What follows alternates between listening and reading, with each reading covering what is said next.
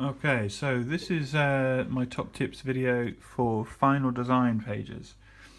And again, this is another sort of section really. It could be multiple pages. In this case, it's just a double page. But it's very good the way they've done it, so that's why we're looking at this particular one. So again, this is the same project as the previous video, the sort of jewellery piece. So let's kind of dive in, let's dissect what they've particularly done. So on the left hand side they've got a really high quality isometric view drawing of their ring design. So it's done really well. There are a few little areas which I may say is not quite perfect, but it is a solid design, very clearly communicates what the idea is supposed to be. What's great is that they've also explained what the part is and how it's going to be done and what the materials are going to be, and like a description of it. They've also included a couple of photographs of where the idea for the engraving came from, so that connects back as well.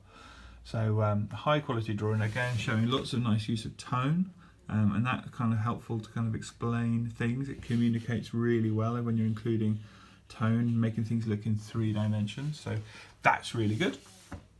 And then on the other side, a different kind of use of drawing using 2D design, a 3D design drawing package, in this case Google SketchUp. Sometimes it can be a great program to use, other times it's not. It depends on your design. If your design is angular, it's pretty helpful. If your design is quite organic in its shape, Google SketchUp is quite tricky for that, but certainly it's a good thing to use. If you can, even if you use Google SketchUp as part of it and hand draw the rest on, that's really good to use. And again, this gains you marks for AO3, your recording skill.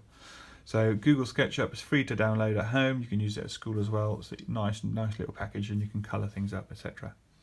So final designs, again, simple background, high quality drawing. If you can do this drawing in different angles, so from the top, from the side, from the front, what we call orthographic view, that's really good, as well as isometric view. One thing they didn't put on here is measurements. So the measurements in millimeters are key, very important.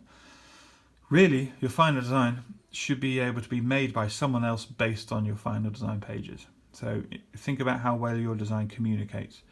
Could you give your design page to someone else, a complete stranger, and they can make it exactly the way you wanted it to, based on how you've communicated?